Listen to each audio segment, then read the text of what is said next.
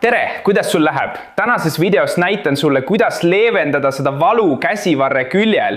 Seda valu, mis on sageli seotud õlaprobleemidega, kõõluse põletiku, limapauna põletikuga. Või siis need, kes on palju trenni teinud, alles alustavad treeningutega või teevad raskemat trenni. Vaata seda küsimust.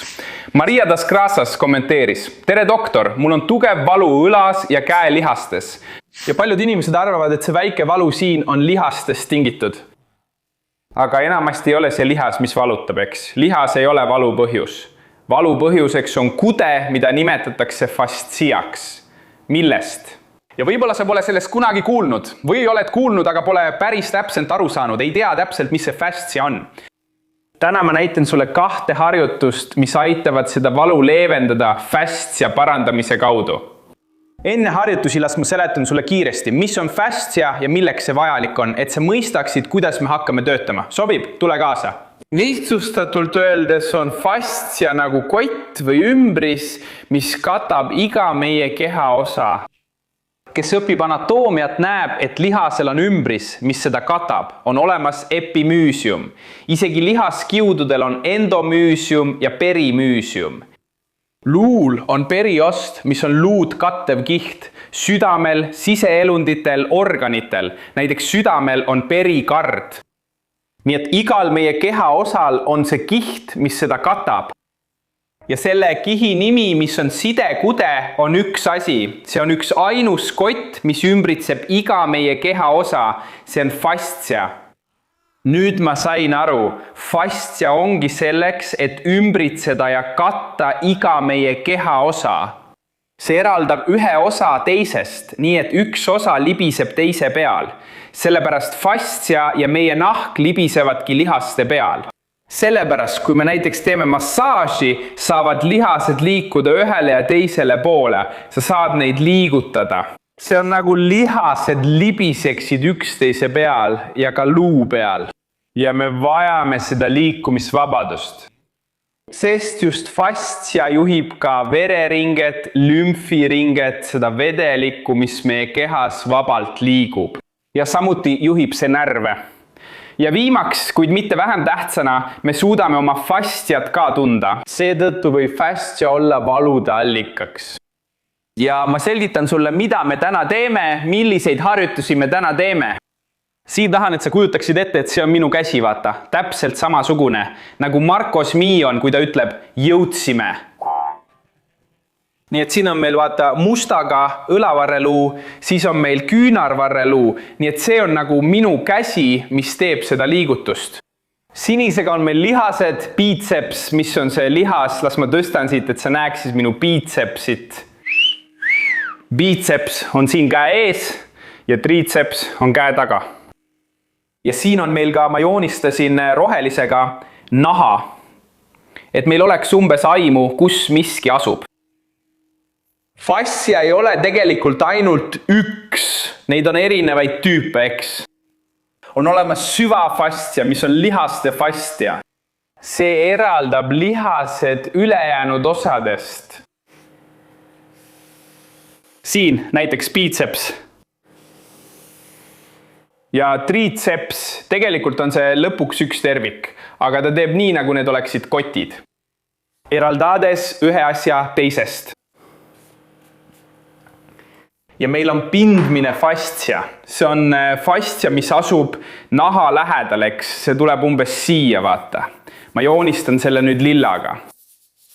Mut jumal, kui värviline. See on just kui naha enda seosed sellega, mis on allpool, kas on korras. Ja just seda pindmist fasciat, mis on naha lähedal, ma näitan sulle, kuidas sellega töötada, kuidas seda nüüd parandada. Ma tahan sulle õpetada 2 harjutust, et saaksid seda valu käsivarres kohe parandada. Ja tuletan meelde, et ma olen juba teinud video, kus räägin valust, mis tuleb kaelast kätte. Ma jätan selle siia kaardile, kas on siin või siin, ma ei tea kunagi. Ma jätan selle siia kaardile sinu jaoks. Pärast vaata seda videot, kus on veel teisi harjutusi, mis võivad samuti aidata seda valu siin käsivarres leevendada. Kas sobib? Nii et esimene viis selle pindmise fastia kallal töötamiseks. Ma tõstan siin jälle oma särgi varruka üles.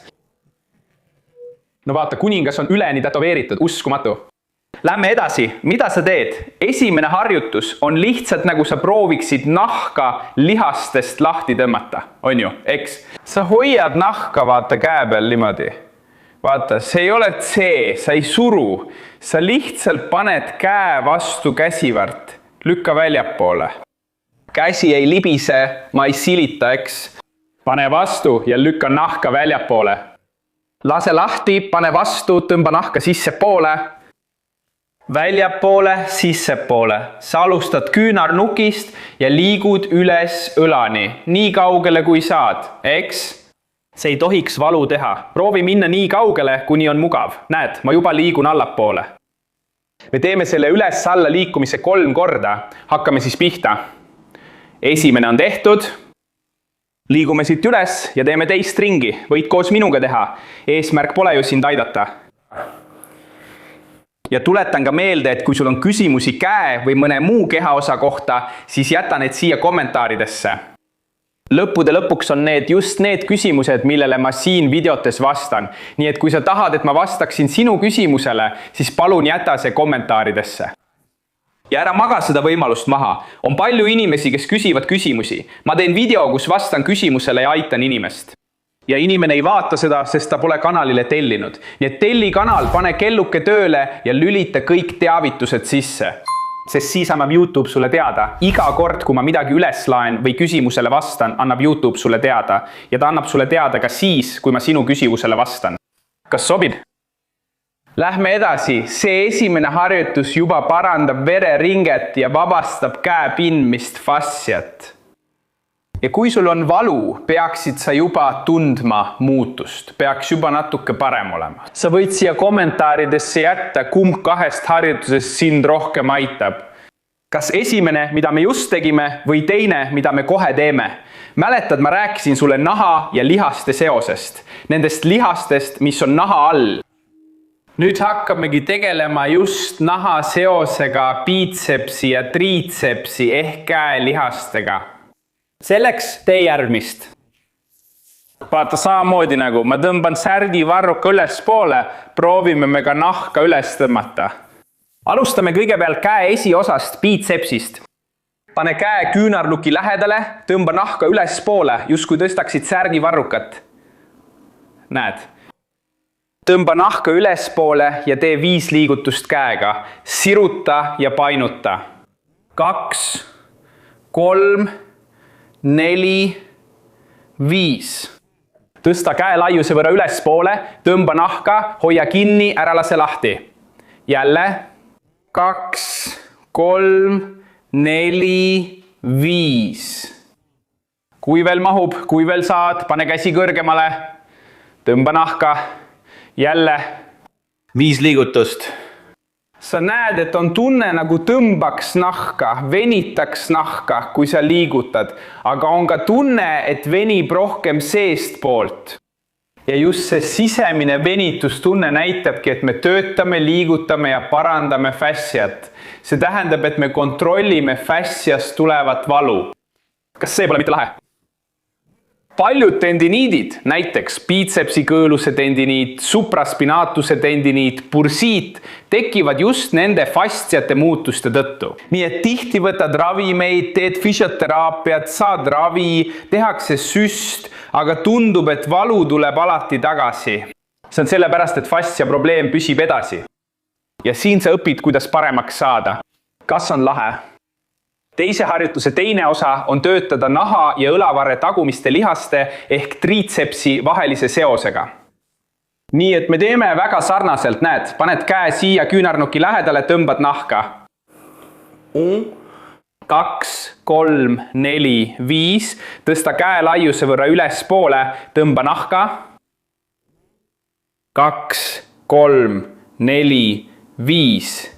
Kui mahub, vii lähemale ja tõmba. 2, 3, 4, 5. Nii, nüüd sa jälgid, mis leevendas su valu kõige rohkem. Kas see oli esimene pööramisharjutus või oli see teine harjutus biitsepsi ja triitsepsi liigutamisega, eks ole? Lihaste harjutused.